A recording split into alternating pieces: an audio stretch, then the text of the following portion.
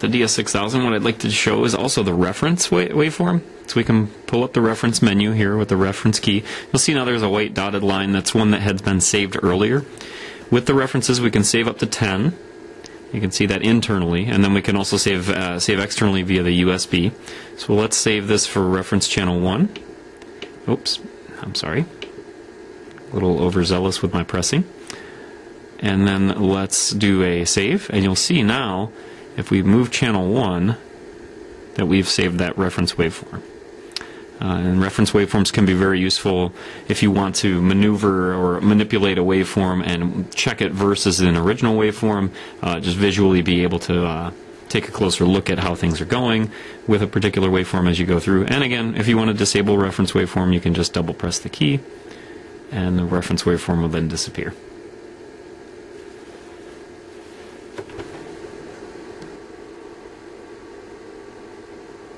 And now with the DS6000, what I'd like to do is take a closer look at some of the math functions that we have available. I'll slide out the math menu, and we can start describing some of these. Very common to most scopes, we have A plus B, A minus B, A times B, A divided by a B. We also have an FFT function. Let's cover that.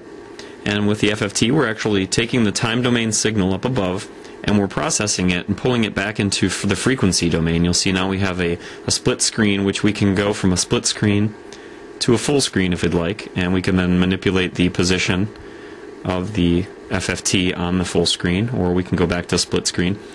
Personally, I like to have a split screen because they really are just different scales.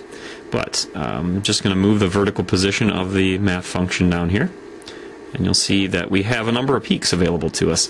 If you remember back to your FFT, for a square wave, the frequencies are going to be you're going to have a primary or a fundamental frequency, and then you're going to have all of the odd harmonics. And so with this, with the DS6000, you can see we're reading off of the center frequency here. That's at 17K. What we can do is horizontally we'll move the fundamental frequency, which is our highest peak here. Move that down just a touch so we can see it all. So our fundamental is at 1K, which makes sense because our probe compensation point is a 1 kilohertz square wave. So our primary is at 1K. Our next peak is going to be at 3K. Our next peak is going to be at 5K. And so on and so forth as we go down. So you can see we have all of the odd harmonics. So everything makes sense in that particular regard, which is good. Now I'm going to go cover some of the others. Let's go to advanced, because I think that's where we get some of the processing power really shows here with the DS6000. If we pull up advanced, what we get is we have an expression that we can create. And it's not just A plus B and A minus B. You can actually see we can select channels, and then we can also select the actual operators that we're going to be using. And so if we want to select particular areas that we can work on, we can do integrals, we can do differentials, logs, exponentials, square root, sine, cosine, tangent. You can create your own variables. Some of the operators that we have available are plus, minus, multiply, divide, less than or equal to, and also some logic operators. So some pretty powerful mathematics that are capable, or that the scope is capable of doing and performing on that incoming wave function. And also it can bring in multiple channels as well. So I'm going to disable channel 2 just for clarity here, make the display a little bit more clear. Bring that down. Oops, we'll just center it. That'll be fine. And then we'll, with the record features, what I'm doing, I'm just centering that signal. Now what we're going to do is I'm going to show you the record features, and then we're going to go through the pass-fail analysis function of the record. So to get to record, we're going to press Utility, open up the record menu, and then let's enable record. And you'll see that now we have 3,986 end frames, or that is our end frame. You can basically think about a frame as a bitmap image of the displayed values on the screen, and the number of frames that we have is directly corresponding to how much data we're going to collect per frame. If you're going to have a very large data set per frame, we're going to have a limited number of frames. If you want to have more frames, you're going to want to collect less data. In order to access the data collection, most of the time the scope's going to be running in auto mode, but if you press the acquire key, you can go to the memory depth. Again, most of the time the scope's going to be set in auto. And in auto, it's going to automatically decide what is the best sample rate as well as the best number of data points to take for that particular horizontal time frame. Right now we're on the 100 microseconds per division time scale, and we're collecting 5 gigasamples per second rate at 7 million samples. So, or 7 million points. If we go down to the 1 millisecond per time division, now we've gone up to 70 million points. And you can see now we're at 140 million on the 5 milliseconds, etc.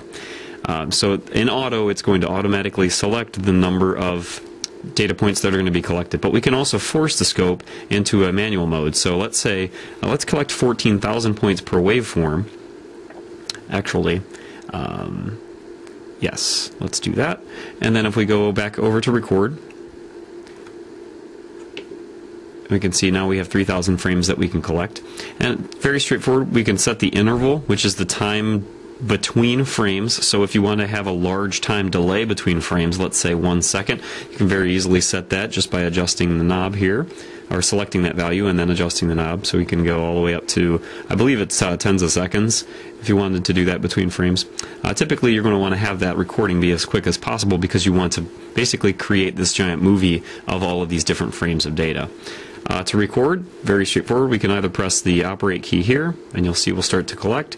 We can also stop it, or even better, we can actually use the record, stop buttons on the in this ultravision area.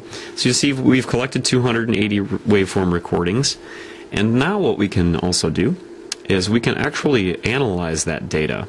Actually, I'm going to record some failures, so we're going to go back to recording. And now I'm going to select channel 1, and I'm going to just pull it off the probe compensation point, and you can see now we're getting some different values here. And then I'll place it back on, and now I'll stop. So we've collected 1,890 frames. Now let's go to Analyze. And in Analysis, you'll see now we have a split screen. On the top screen, we have a picture of the first frame of a waveform, or the first waveform that we've collected in memory. And we can select any number of those by using either the outer ultravision knob, which is going to give us a fast forward effect. You can see that we're zipping along now, we're at 1,890 frames, or we can do one at a time using the inner knob, where we go 5, 6, 7, 8, and back again. So the idea is, what we can do is select a waveform that we consider an ideal waveform, or a golden waveform, and then we can actually set up, analyze, we can do a trace, or we can do pass-fail. And I'd like to take a closer look at the pass-fail.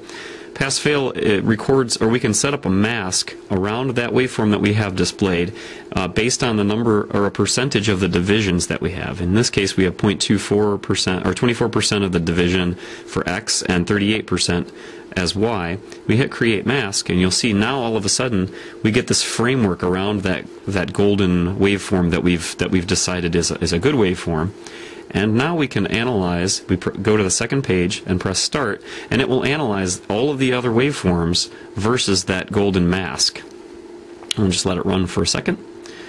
And we're at 1145, 1890, and now it's actually playing through all of those waveforms. And it says analysis is finished, press Run Stop Single to view. Now you can see we're at frame 799. I'll explain a little bit further. This is actually the first error frame. You can see that based on our mask, we have quite a bit of area quite a bit of the waveform that's analyzed outside of that waveform. And you can see now on this bottom line, this is the entire waveform recorded memory, and the red denotes areas that have failed, and the blue denotes frames that are good. The upper is this center area is a zoom into the different frames that we have failed, and then on the left-hand side we say, or it tells us how many error frames we have. So this is 344 out of the total, which was 1,890. And you can very easily go using previous or next. You can go to each of the failed waveforms. And so you can actually cycle through each and every failed waveform, or again, you can use the fast forward key. Again, we're sliding along very quickly through that entire waveform, or you can go one frame at a time by using the inner the inner knob like that. Very fast and easy way to analyze a standard waveform in order to collect data over a particular period of time. You could take a look at, let's say, if you had things happening over a period of minutes or hours, you would be able to analyze that waveform and go, oh, okay, if you know the time scale, you can figure out the time for each frame and have a very good understanding of when certain things dropped out. If a power supply came online or something and it pulled the signal that you're looking at low, it can be an extremely powerful way to analyze data and serial data as well.